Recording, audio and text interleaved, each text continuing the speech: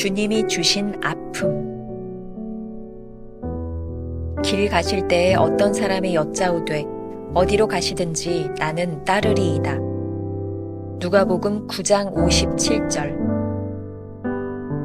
이 사람에 대한 주님의 태도는 그를 좌절시킬 정도로 엄하셨습니다.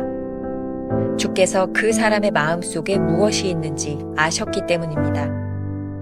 주님께서 그 사람을 얻을 수 있는 기회를 왜 놓치셨는지 이해할 수 없어요. 굳이 그 사람에게 냉정하게 대하시고 그를 실망시켜 보내실 필요는 없잖아요. 절대 주님에 대해 이런 식으로 말하지 마십시오. 주님의 말씀은 더 이상 아프고 상처받을 것이 없을 때까지 우리에게 아픔과 상처를 줍니다. 예수 그리스도는 우리가 하나님을 섬기는 데 있어서 결국 우리를 망치는 것이라면 그것이 무엇이든지 엄하게 다루십니다. 주님의 대답은 이 상황 가운데 변덕스럽게 말씀하신 것이 아니라 사람 속에 있는 것을 아는 지식에 근거하신 것입니다. 성령이 당신에게 아픔을 주는 주님의 말씀을 생각나게 하시면 당신은 주께서 당신을 죽기까지 아프게 할 정도로 무언가 제거해야 할 것이 있다고 확신해도 됩니다. 예수께서 이르시되 여우도 굴이 있고 공중의 새도 집이 있으되 인자는 머리 둘 곳이 없도다 하시고, 이 말씀은 즐거움으로 예수님을 섬기려는 마음에 찬물을 끼얹습니다. 이러한 가혹한 거절은 우리 주님, 나 자신, 그리고 좌절된 꿈만 남깁니다.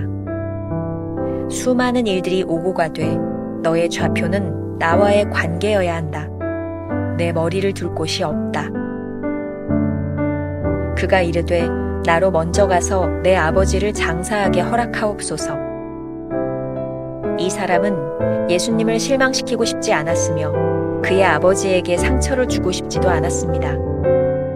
우리는 예수 그리스도를 향한 충성 대신에 가족들에게 민감한 충성을 앞세워 예수님을 맨 끝에 둡니다.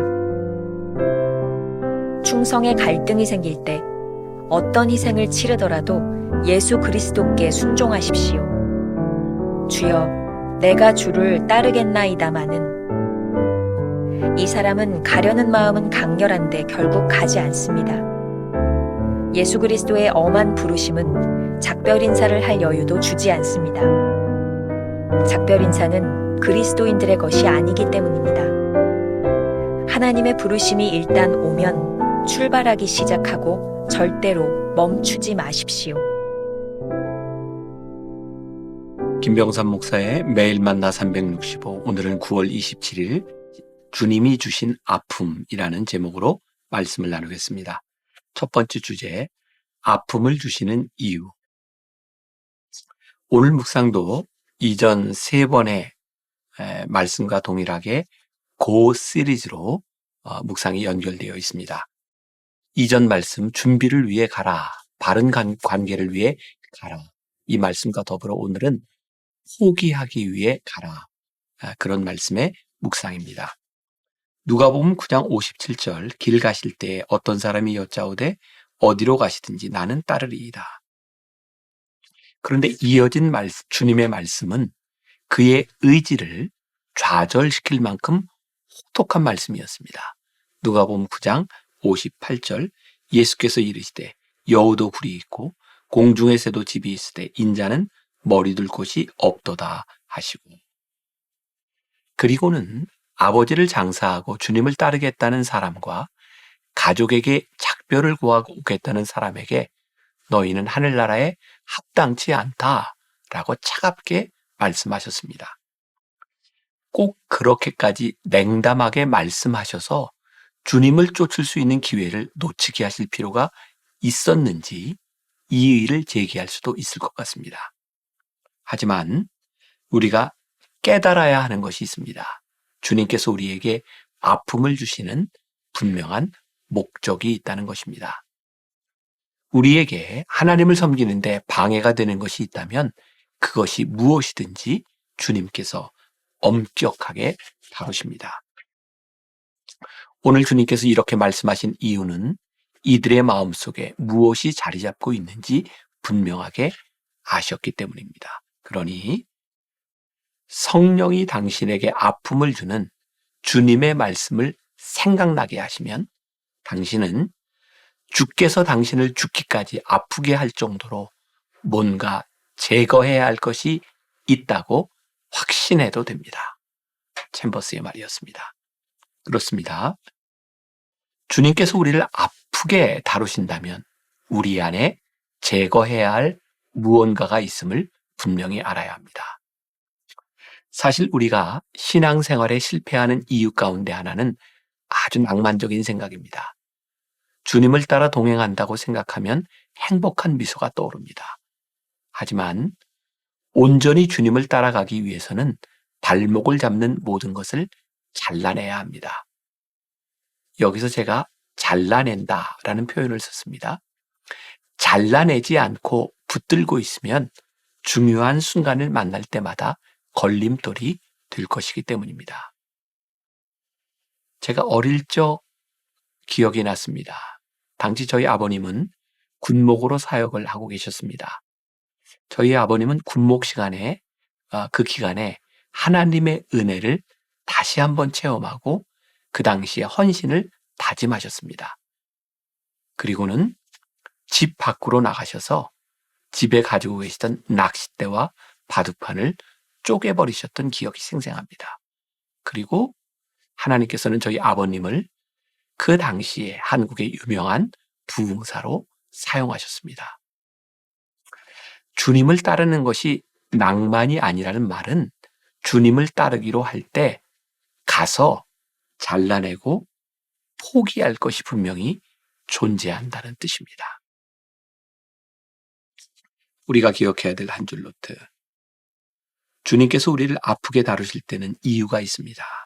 주님은 누구보다도 우리의 속 마음을 정확하게 꿰뚫고 계시는 분입니다. 두 번째 주제, 엄격한 부르심. 주님께서 오늘 당신을 따르겠다는 사람들과 나눈 대화 중 세 가지를 조금 더 깊이 살펴보겠습니다. 먼저 여우도 굴이 있고 공중에 새도 집이 있으되 인자는 머리 둘 곳이 없도다 라는 말은 즐겁게 주님을 따르려던 사람들에게 찬물을 끼얹는 것과 마찬가지였죠. 예수님을 따라 살면서 좋은 집에서 살고 여유를 즐기고 취미 생활도 하면 안 되는 걸까요? 주님이 이런 말씀을 하신 이유는 무엇일까요? 아마도 주님을 따르는 데 있어 가장 중요한 것은 주님과의 관계이지 다른 어떤 것도 목표가 될 수 없음을 분명히 하신 것이 아닐까요? 주님을 따르면서 좋은 집을 사는 것, 우리 육신이 몸담을 곳을 찾는 것이 목표가 될 수는 없다는 말입니다. 시작부터 주님과의 관계, 주님을 따르는 이유를 분명히 하자는 것입니다. 우리는 왜 주님을 따르겠다고 결심했나요? 오늘 여러분들이 이 물음에 답을 내야 할 것 같습니다. 두 번째, 나로 먼저 가서 내 아버지를 장사하게 허락하옵소서 라고 말한 사람은 어떤 마음이었을까요? 어쩌면 주님의 마음도 상하게 하고 싶지 않고 아버지와 가족들에게도 최선을 다해 실망시키지 않겠다는 마음이었을 것입니다. 이에 대해 챔버스는 이렇게 지적하고 있습니다. 우리는 예수 그리스도를 향한 충성 대신에 가족들에게 민감한 충성을 앞세워 예수님을 맨 끝에 둡니다. 충성의 갈등이 생길 때 어떤 희생을 치르더라도 예수 그리스도께 순종하십시오. 우리가 이 말을 오해해서는 안 됩니다. 주님은 사역을 핑계로 가족에 대한 의무를 저버리길 원하시는 분이 아닙니다. 가족은 우리에게 주어진 하나님의 축복이기에 소홀히 할 수 없습니다.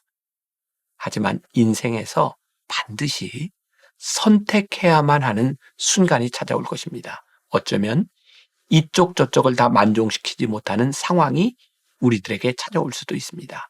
그때가 되면 우리는 어디에 충성하고 있는지 분명히 해야 합니다. 저에게 큰 상처로 남아있는 기억이 있습니다. 고등학교 졸업식 날 저는 혼자 교문을 나서며 눈물을 흘렸던 기억이 있습니다. 당시 아버지는 부흥의 강사로, 어머니는 아버지를 대신해 교인 가정 장례에 참석하시느라 졸업식에 오시지 못했어요. 아무도 오지 않은 졸업식, 혼자 교정을 나오며 많이 슬펐지만 우리 부모님이 어떤 분이신지 분명히 알았습니다. 그때는 섭섭한 마음이 있었지만 평생 하나님의 일에 헌신하신 부모님에 대한 존경이 제 안에 훨씬 크게 분명하게 각인되어 있습니다. 아마 지금 제가 목회자로 사역할 수 있는 이유가 그런 분명한 생각 때문이 아니었을까요?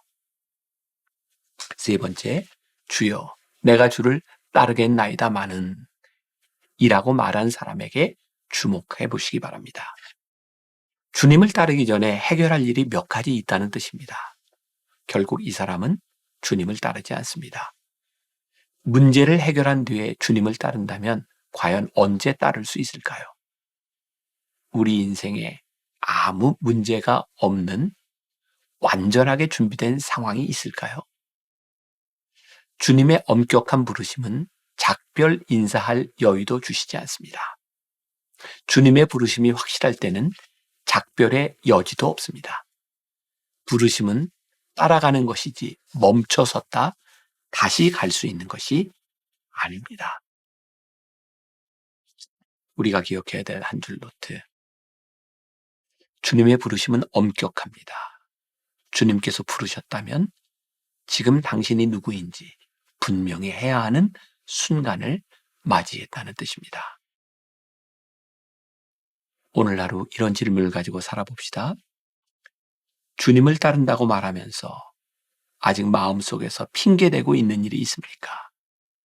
그 일이 주님을 따르는데 방해가 되고 있지 않습니까? 기도하겠습니다. 우리가 주님을 따르겠다고 결심할 때, 우리의 믿음을 고백할 때, 때로 주님은 우리들에게 상처를 주시기도 합니다. 때로 우리들에게 큰 아픔을 주시기도 합니다. 그러나 이 모든 것들이 우리들이 하나님의 사람으로 살아가며 주님의 부르심을 따라가기에 우리들이 거쳐야 하는 과정이라고 하는 것을 분명히 깨닫게 하셨습니다. 우리들에게는 해야 할 일이 참 많이 있고 돌보아야 될 사람들이 많이 있고 우리가 원하는 것도 많이 있습니다. 그러나 결국 주님을 따르는 가운데 한 가지를 선택한다면, 가장 중요한 것을 선택한다면 무엇인지 오늘 우리들에게 묻고 계십니다. 오늘 이 물음에 답할 수 있는 사람들, 우리의 신앙이 무엇인지를 보고 깨닫고 순종할 수 있는 하루가 되도록 우리를 인도하여 주옵소서. 예수님의 이름으로 기도했습니다. 아멘.